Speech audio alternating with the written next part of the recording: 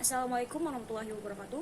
Perkenalkan, nama saya Nabila Siba dari Universitas Muhammadiyah Profesor Dr. Hamka, Fakultas Keguruan dan Ilmu Pendidikan, Prodi Bahasa dan Sastra Indonesia, semester 4, kelas 4C. Untuk pembiasaan nih Pak, eh, di KBM atau di luar KBM sendiri kan, apakah ada suatu pembiasaan seperti berbahasa Inggris dan bahasa Arab, atau mungkin ada suatu kegiatan seperti muhadharah gitu Pak? Iya, ada.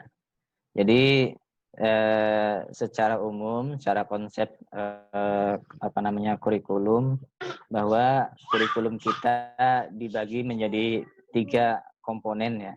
Ada intrakurikuler. Intrakurikuler itu adalah kurikulum yang dilaksanakan secara formal. Sebut saja, kalau kita sebut adalah belajar tiap hari tatap muka.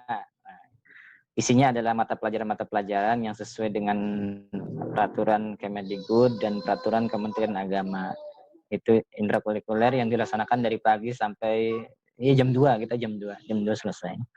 Nah, ada juga yang sifatnya ekstrakurikuler. Ekstrakurikuler itu adalah kurikulum yang di luar kurikulum formal, di luar mata pelajaran itu, tetapi fungsinya adalah untuk meningkatkan kreativitas, meningkatkan bakat dan minat si siswa tersebut. Misalkan ada teater, ada bahasa, ada seni, ada pun kegiatan olahraga. Olahraga kan macam-macam, ada bela diri dan sebagainya. Itu dilaksanakan di 3 hari, biasanya di siang sampai sore hari. Dilaksanakannya ya hari Kamis, hari Jumat, dan hari Sabtu. Nah, di antara intra dan ekstra itu ada kurikulum yang di tengah, namanya co-kurikuler.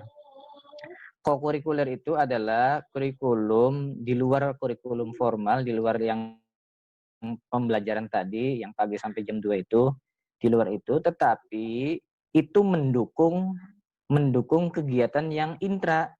Misalkan misalkan kalau kita yang sudah laksanakan adalah kegiatan bahasa yang dilaksanakan selama berapa hari itu, dari Senin, Selasa, Rabu, 3 hari ya, dilaksanakan di hari Senin, hari Selasa, dan hari Rabu.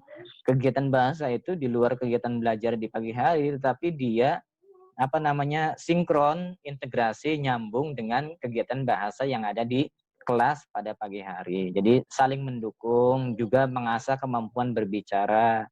Bahasa yang digunakan ya adalah bahasa Inggris dan bahasa Arab yang sudah berjalan. Kalau bahasa Perancis itu masih ekstrakurikuler. Ekstrakurikuler. Artinya, kenapa ekstrakurikuler? Karena di pagi hari dia tidak ada pelajaran bahasa Perancis, sehingga ya sebagai wawasan saja, tambahan keterampilan. Tapi kalau yang co-kurikuler itu, dia sudah diajarkan di pagi hari, kemudian diasah di sore hari. Ada juga, karena ini kan sifatnya pesantren, ada juga membaca kitab, ya kan? Membaca kitab itu paginya dilaksanakan kegiatan pembelajaran, sorenya mereka dilatih untuk membaca kitab. Kita sebutnya adalah kegiatan sorogan yang dilaksanakan sore hari, ya jam 5:30 ya, jam 5:30 sampai menjelang maghrib. Nah, kemudian kegiatan kurikuler yang dilaksanakan di weekend, malam minggu. Karena anak-anak di siswa Asakofa ini kan dia tidak bisa malam mingguan, tidak bisa keluyuran keluar rumah. Iya kan, kalau siswa yang lain mungkin malam minggu itu bisa pergi dari rumah. Kalau anak-anak Asakofa nggak bisa, karena mereka kan hidupnya di 24 jam di pesantren. 24 jam dikali 6 hari, dikali 30 bulan, dikali 12 bulan gitu kan, hidupnya di pesantren. Sehingga malam minggu itu adalah waktu yang kosong dan diisi kegiatan-kegiatan kurikuler. Seperti tadi muhadharah. Muhadharah itu keterampilan berbahasa dan berpidato ya. Berpidato itu diajarkan pagi hari. Khususnya bahasa Indonesia kan ada materi pidato dan sebagainya. Nah, diasah juga di kegiatan muhadharah itu. kemudian ya kegiatan-kegiatan seni dan sebagainya. Intinya adalah ya di kegiatan di malam minggu itu kadang-kadang diisi muhadharah, kadang-kadang diisi kreativitas siswa, seni dan sebagainya. Ya selama itu apa namanya mendukung kegiatan siswa yang dilaksanakan di pagi hari. Gitu, kurang lebih seperti itu. Assalamualaikum warahmatullahi wabarakatuh. Waalaikumsalam warahmatullahi wabarakatuh. Sebelumnya terima kasih kepada Bu Fatmaelov yang telah meluangkan waktunya untuk wawancara kali ini. Saya Fahrani Wafik Azizah. Dan saya Nabila Siba. Kami dari Pendidikan Bahasa dan Sastra Indonesia semester 4 Universitas Muhammadiyah Profesor Dr. Hamka. Oke, salam kenal. Baik Bu, yang pertama langsung aja ya Bu pertanyaannya. Oke, baik. Dalam mata pelajaran bahasa Indonesia ini, apakah ada kegiatan rutin seperti halnya biologi atau mungkin dalam bahasa Indonesia ini ada seperti pementasan drama atau lomba pantun atau lain halnya begitu Bu?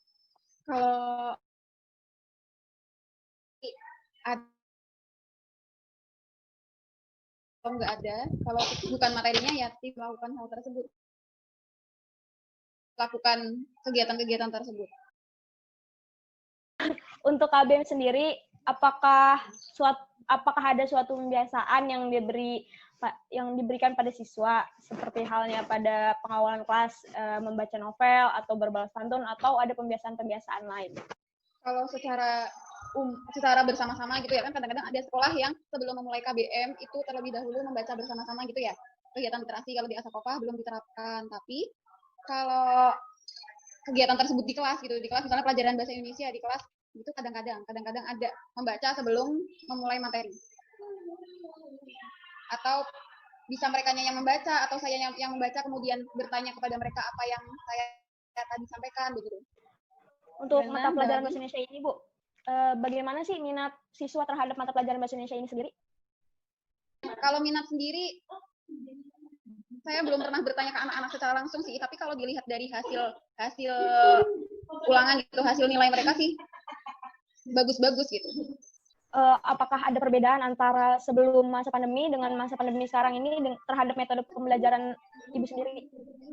Sangat berbeda. Kan kita masih PJJ ya. Jadi rasanya kurang efektif, merasa sayanya sendiri sebagai guru merasa kurang maksimal dalam menyampaikan materi. Kadang-kadang merasa sudah maksimal tapi ya merasa kurang gitu aja, kurang. Aduh, anak-anak paham nggak ya gitu.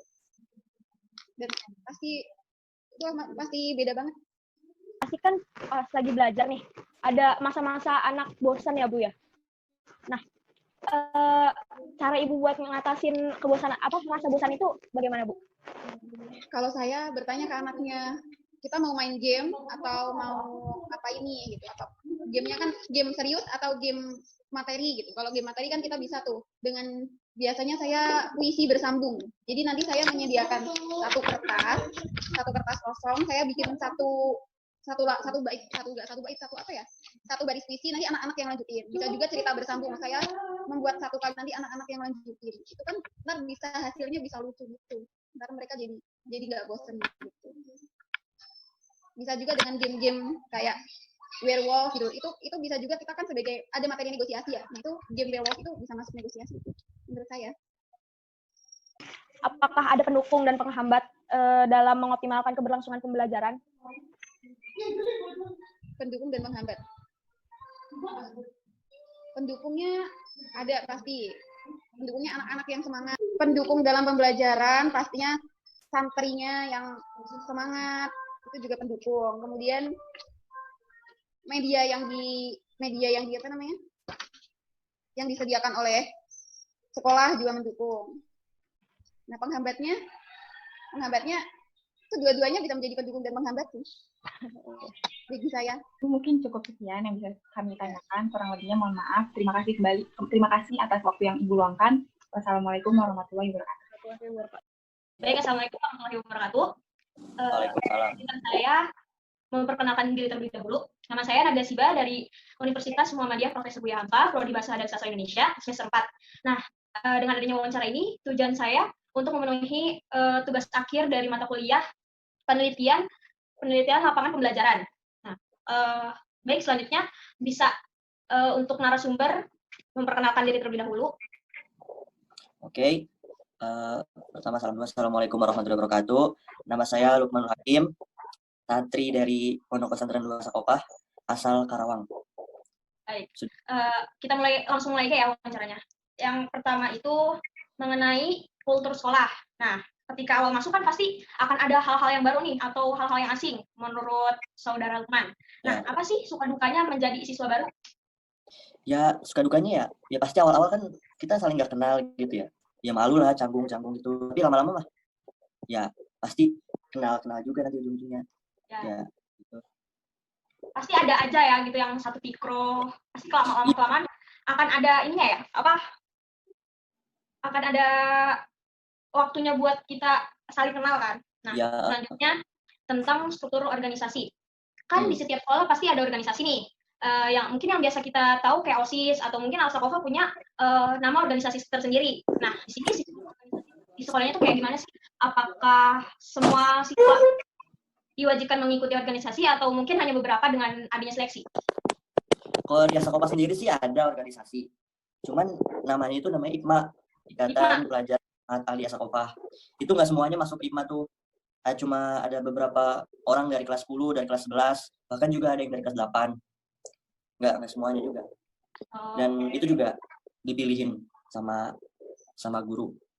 Pihak sekolah sama mungkin dari pihak si IPMA-nya ini juga ya? Iya. Baik. Nah, selanjutnya ada implementasi atau penerapan aturan. Kan pasti di sekolah tuh ada aturannya ya. Nah, di Alsakova ini punya pasal atau undang-undang tetap atau mungkin sifatnya ini fleksibel gitu, berubah-ubah kan. Nah, mungkin dengan sistem peraturan tersebut, menurut Lukman sendiri ini ada nggak sih mungkin aturan-aturan yang membuat siswa itu berat gitu dengan adanya aturan itu? Kalau peraturan sih, alhamdulillah nggak terlalu berat-berat banget sih. Semua aman-aman aja. Aman. Nggak berat-berat. Ya, berarti nggak ada yang mungkin maksudnya aturan itu sifatnya tetap sih, atau emang fleksibel gitu? Aturannya udah dibuat, kategori-kategorinya, pelanggaran itu sudah dibuat, udah ada. Berarti nggak tiba-tiba nanti ada kayak gitu ya? Nah, itu juga. Berarti kayak misalnya sebelumnya nggak ada peraturan tentang misalnya kabur nih, terus tiba-tiba ada teman Lukman yang kabur, terus setelah ada kejadian ini ada dibuatnya aturan tentang perihal kabur ini ya? Iya. Terus yang keempat ya, yang keempat itu identifikasi formal. Nah, di Alsakova tuh masih menerapkan adanya upacara hari Senin atau mungkin dipindah ke hari lain atau bahkan diganti oleh kegiatan-kegiatan kayak mungkin doa bersama atau ekstrakurikuler yang wajib gitu gimana? Kalau ada nggak kayak kegiatan mingguan gitu? Untuk upacara hari Senin sendiri sih tetap ada ya, cuman nggak setiap minggu. Upacara hari Senin itu dilakukan setiap 2 minggu sekali. Jadi nggak 2 minggu sekali. Tetap ada upacara hari Senin. Atau mungkin ada tambahan kayak misalnya seminggu ini, misalkan upacara ini hari Senin tapi 2 minggu sekali. Nah pasti kan misalnya minggu pertama itu upacara, minggu keduanya kosong nih. Nah diganti atau emang langsung kegiatan belajar mengajar? Langsung kegiatan belajar mengajar. Kosong. Berarti nggak ada tambahan ekstrakurikuler buat ganti upacara ini ya? Iya, nggak ada. Terus yang kelima, identifikasi kegiatan rutin. Kan di sekolah ini pasti ada kegiatan rutin nih, kayak ekstrakurikuler atau pendalaman materi atau rehlah-rehlah nih. Kayak contohnya di sekolah aku ada Agustus Kampus kan. Nah, kira-kira apa aja sih yang ada kegiatan rutin yang ada di Alsakova? Kalau kegiatan rutin, eskul juga termasuk. Eskul biasanya itu hari Kamis, Jumat, Sabtu. Setiap hari weekend gitu ada eskul, bisa silat. Cuma kalau kegiatan tahunan itu ada kayak ziarah kubur sama study tour sih. Jadi tahun 2 kali acara keluar berarti semesternya ya ada ya? Ya ada. Oh ya. Terus yang keenam ini yang terakhir ya, implementasi pembiasaan. Nah untuk KBM sendiri nih kan ada tuh kayak suatu pembiasaan kayak misalnya doa nih. Kalau doa kan udah pasti nih. Nah ada nggak sih tambahan-tambahan buat kayak seremonial gitu kayak buat pembiasaan awal pembelajaran? Contohnya kayak aku nih di sekolah itu tiap gurunya beda. Ada yang awalnya itu kita piket dulu, ada yang dia baca novel dulu gitu kan untuk belajar bahasa Indonesia. Nah di Alsakova ini ada nggak sih kayak pembiasaan sebelum belajar setelah doa gitu? pengawalannya itu ada nggak? Nah, kalau misalnya ada, apakah itu di setiap guru berbeda-beda atau emang ditetapkan oleh sekolah? Kalau saya sih kayaknya gurunya enggak sih. Habis doa yang langsung belajar, nggak ada disuruh ngapa-ngapain, nggak ada. Oh, Nggak ada mungkin ngapa-ngapain. kayak mungkin kalau misalnya gurunya merasa oh nih anak-anaknya butuh suatu hiburan, mungkin ada intermezzo gitu-gitu kali ya, Iya sih paling kayak gitu. untuk mencairkan suasana aja gitu kali ya. Mm-mm. Baik, selesai untuk wawancara kali ini. Makasih buat Lukman Iya. udah meluangkan waktunya buat wawancara. Iya. Saya undur diri, mohon maaf bila ada kesalahan kata. Wassalamualaikum warahmatullahi wabarakatuh. Waalaikumsalam warahmatullahi wabarakatuh.